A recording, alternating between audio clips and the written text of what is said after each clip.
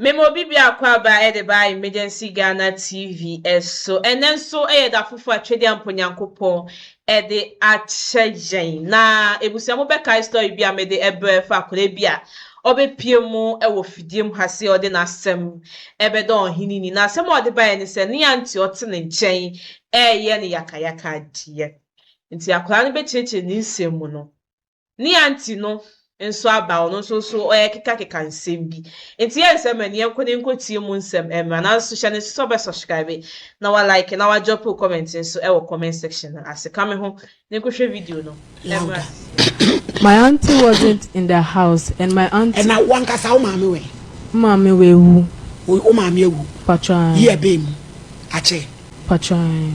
eti wo want no call ni Sompa FM na no maame na mote yeti kaswa e ho na o maame abusuafo mo ye auntie na ba oba pa ete say Pacha mi adom yo papa ete say Pacha mi adom yo awie any police report amama fe no e yamam yo say ni ontumi fa police report so mre yan ye be ka to enemy because enim adekora wo dey ba auntie me say wo bay de di kan ele wo ye wo dey Pacha mi sister ba mi cousin ba na che ko se mra na ju me say me mabaha ele ba ye because that day after that day ele ba ya ekeka ko wa manto na fe na wo ba be hwehwe 3 weeks na wa madam ti me pacha enti na me busa o se ti akola no oye wunua pa na ne ba na wo se da bi oye wo cousin ba enti na me si okay na nka kola ajira wakoye police report one say ya ye program o TV so 3 weeks enu am the police ba so so wa kidnap on the Africa Africa so say wo ba be sign wuti sister tie enti anomalo na me friend no so Sompa TV telling me to hold on they will get back to me and no there enye hwe o ma friend me said why no credit en kan kire wo yes kan credit and Sompa 2nd of April and I'm a free 27th of March. Where your first number no? But I'm person me chere number no. Fama no ne threaten akora also friend Sompa no a no to be interview no ye frɛ ba bi o ye du ye hwe Sompa FM 943 855 Sompa FM one of the numbers me pacha number ba ko ne minim se o ma wa Sompa tina na also be interview no za number no we ba fefe blackie e pesa no man ya hwedi u Kevin beton from amfam na me she e twa no number so from me da say let here etiefo ni ahwefo nyina so from me ewiase no ya na tembia no yetumi ka say ade wo bi na ewie bi nanka because so share and ade ya akoso ene anope ya na che say who might be wo kasoa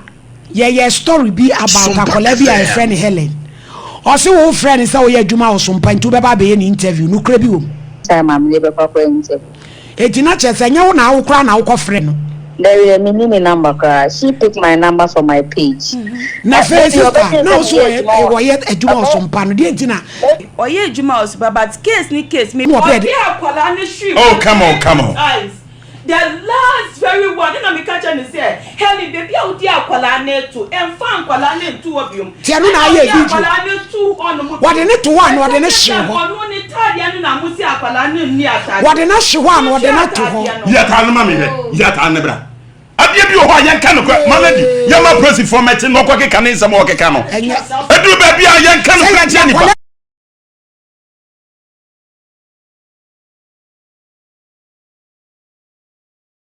no kana ne dia he ba ye ne enyim se o ba be katachie e ba odiane ame emu so kakra ya Me do bibia se so jibre ma yokohwe video na e ba ye nsema ma mi kan wa hase no ebusia mfa kwem ono a chire ni nsem mu wie a no wasan so abesi na chi bio because ono anim say we mochiti akola na nkasa obi a na oti mantem ho na de akola no ba afidie mu ase because ono ehu say de wi amaame ne ye no wan hwa no wan de ye bete ani say we ku akola na obi a on pese obenya access to ebusuani bia oye anti papa onye anti papa so o cares ne bana say your cares in bawo e ye odan oni nia no oye obusuani so onim say untimi nhwa akola ne bioma wo hu say bebi asese wa honde wo no untimi nhwa akola ne bioma fa no komo obi fofre certain treatment bi wo hono ma e asemo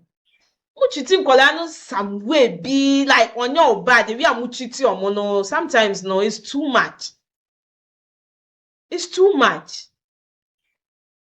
wakwa akofo obi ba abetena wo nche ni ma mefi akofo na abetena wo nche first na ebi wo ho sisi ebi ni ho kunye busiafo nbede ebe kasa osi ni nuanum kwa wa bruchiri because of treatment a uchitin intino unpese obenya access to ni nuanum ite se ma menye ni da ho abampa akasa osi omunchi ma menye ntu because asema a kan obi ba she dey we a uchiti because of an inti akwa na etimi afa yefun awo ahochire nti enye se akwa no ko enimade akwa nsa so nimade ahochire nti why ya ma akwa yawo by force usasu uchiti na anyhow nti yesre mo amofa nkola no betena mo nchem obi mma no betena mo nchem yesre si won se wa hondi ntimi a amofa kwan papa no so because they sometimes treatment na too much dia yakra say the way obechiti ne ba na enye sa na obechiti ne pa ne ba untimi nhwa akola ni bioma momfa kwan papa no so ma me no eno ana ba mpaka munchi ni tu because the way o chiti akola na enye so untimi bioma onfa akola no koma na busuafo simple na asumdwe ntimi mba for the past 3 weeks akola no hu nanim unhwehwe abofra no uwi asaso be twatwo usaso be twatwo na we fem e no kan ni aye ntwo nto munchi ni ntu mebusia ha ena medimo ebesina me house ha egusa ye emergency Ghana TV channel so be subscribe na wa like na wa drop comment so e wo comment section ase catch ma me esi anything enemy di ebusia ye besan so edinhye mu e wa hebio